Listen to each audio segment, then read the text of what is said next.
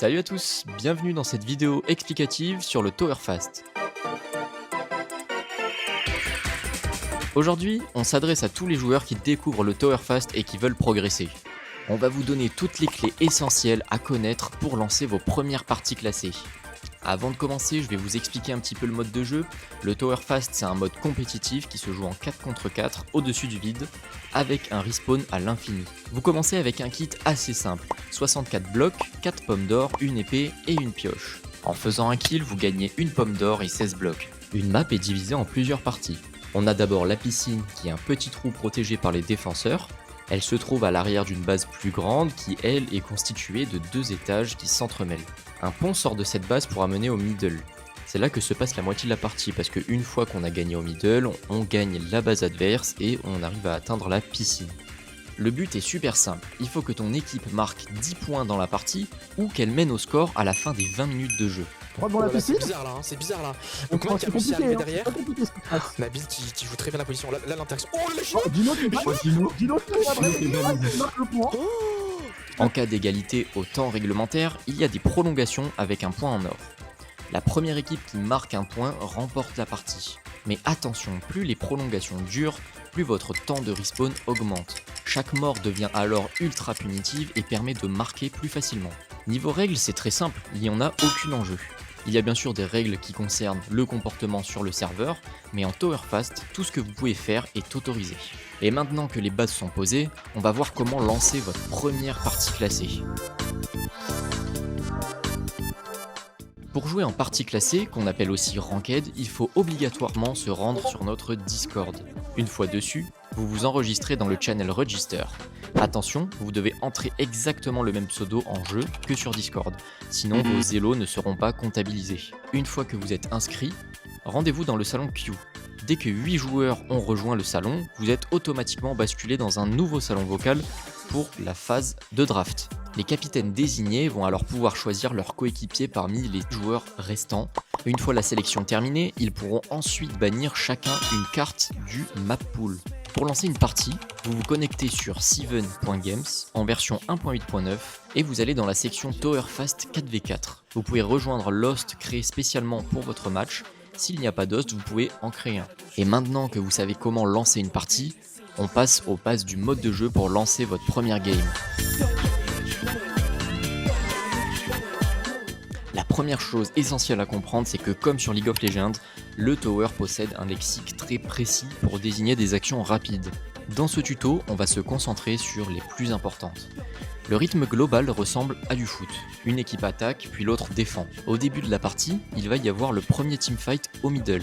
L'équipe qui gagne sera celle qui pourra attaquer, et l'autre devra défendre. En attaque, votre objectif est assez simple, c'est sauter dans la piscine pour marquer des points. La piscine, c'est le trou au fond de la base ennemie où l'on marque, et on peut aussi l'appeler la poule. Votre premier objectif est d'investir la base adverse. Pourquoi ? Parce que c'est votre terrain de jeu. C'est ici que vous allez utiliser les pommes d'or de l'ennemi, prendre des kills et accélérer pour marquer. En gros, vous allez devoir pousser l'ennemi à faire des erreurs pour créer des opportunités. En entrant dans leur base, vous mettez une menace constante sur leur piscine. Les défenseurs subissent une telle pression qu'ils ne peuvent plus contre-attaquer. Il faut d'abord qu'ils fassent le ménage dans leur base. Le graal de l'attaquant, c'est quand il temporise assez longtemps pour que ses coéquipiers rentrent à leur tour, afin de forcer un 4v4 directement devant la piscine adverse et marquer un maximum de points. Mais franchement, si vous voyez une ouverture pour marquer un point, rien ne sert de temporiser, vous devez foncer. Pour temporiser, il y a 2 stratégies. Vous pouvez courir partout en espérant esquiver les adversaires et en jouant avec le terrain des bases, ou vous pouvez jouer les positions stratégiques. Honnêtement, c'est la technique la plus puissante. Prenez l'exemple de la window, c'est cette zone-là. En gérant bien vos blocs et le lower, vous êtes quasi intuable en 1v1. Et la window n'est pas le seul spot, vous pouvez aussi jouer la position juste derrière la piscine. Et enfin, il y a des techniques précises à maîtriser qui vous donneront un avantage. La plus importante, c'est celle-là, c'est la Zarz. On peut aussi passer sur le poteau à côté de la piscine, ça c'est la Virz. Et la plus simple à utiliser partout, c'est la Frighten pour caber vos ennemis. Et si on passe de l'autre côté, vous l'avez compris, le but de la défense, c'est d'éliminer les attaquants le plus vite possible. Ça permettra de libérer votre base et de partir à votre tour en contre-attaque. Dès qu'un ennemi entre chez vous, une règle d'or s'applique. Le dernier joueur mort respawn et reste à la piscine. Il y a toujours un joueur qui doit être piscine et il garantit que personne ne puisse marquer. Le dernier mort respawn à la poule et permet de faire jouer tout le monde, mais surtout de gagner du temps sur les rotations de défense. En étant à la piscine, il faut que vous soyez bien attentif à ce qu'il se passe. Si un adversaire vous push pour vous 1v1, vous devez gagner un maximum de temps pour qu'un coéquipier vienne vous aider en 2 contre 1. Et n'avancez pas trop parce que vous pouvez vous faire brain. Je vous conseille toujours de rester dans ce rectangle et de regarder en F5 autour de vous pour ne louper aucune information. Pendant que vous êtes à la piscine, les autres défenseurs traquent les adversaires. Pour les joueurs expérimentés, il y a ce qu'on appelle le cut, qui consiste à abandonner temporairement la piscine pour piéger stratégiquement l'attaquant en 2 contre 1 et le tuer. Mais c'est risqué parce que si vous le ratez, c'est le point assuré pour lui. Que ce soit pour cut ou pour défendre, courir seul après un joueur dans toute la base ne sert à rien. S'il ne fait pas d'erreur dans ses déplacements, vous ne l'attraperez jamais. La meilleure défense consiste à empêcher les autres ennemis d'entrer. Faire la différence, c'est quand on est en défense et qu'on sort de la base pour aller sur le pont et pour bloquer l'entrée aux autres attaquants. Attention, on ne part pas en diff n'importe quand. Si 3 adversaires sont déjà dans votre base et que vous sortez, vos alliés se retrouvent en 3 contre 3 et peuvent prendre un point. Le principe est simple. Vous pouvez aller à la diff que si vous avez une supériorité numérique de 1 dans votre base. Par exemple, s'il y a un seul joueur adverse chez vous, la configuration parfaite est de 2 joueurs en défense sur lui et de 2 joueurs qui font la diff.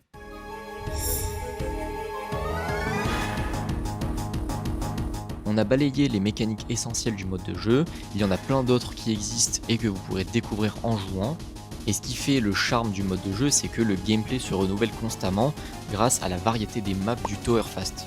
Le layout des bases, la forme des ponts et la structure du middle changent complètement la dynamique d'une partie. C'est grâce à ça qu'on peut classer les maps en plusieurs catégories. On trouve les maps 4v4 classiques, c'est la base comme classique, pirate ou top layer. On trouve aussi des maps 2v2 comme Castle ou Pony, et on a des maps Brain comme par exemple Basket qui est inspiré de la célèbre Babylone. Mais on peut aussi mélanger ces catégories entre elles et créer des maps très intéressantes. On a des 4v4 Brain comme Moai avec son middle surélevé, on a des 4v4 et 2v2 à la fois Brain comme Raffinerie, on a des 2v2 Brain comme Sonic ou Prunier, ou on a des 4v4 2v2 Brain, Slime Block et Piscine Côté comme Candy. C'est la map la plus difficile à jouer. Je vous invite à vous connecter en jeu pour tester toutes les maps et apprendre leurs particularités. Sur Seven, il y a une quinzaine de maps différentes. En partie classée, on en sélectionne quelques-unes et ça forme le map pool. Le map pool change chaque semaine. Et voilà, vous avez désormais toutes les bases pour briller et pour rouler sur vos adversaires. Vous allez apprendre très vite en y jouant régulièrement. Pas besoin d'être le meilleur en PvP pour être fort en Tower Fast. Si je devais vous recommander 2 qualités essentielles à travailler, ce serait de savoir observer le jeu et apprendre à jouer avec les blocs correctement. C'est ça qui va vous sauver dans la majorité des situations. Maintenant que vous savez tout, je vous invite à rejoindre le Discord dès maintenant, à lancer votre première partie et à grimper dans le classement.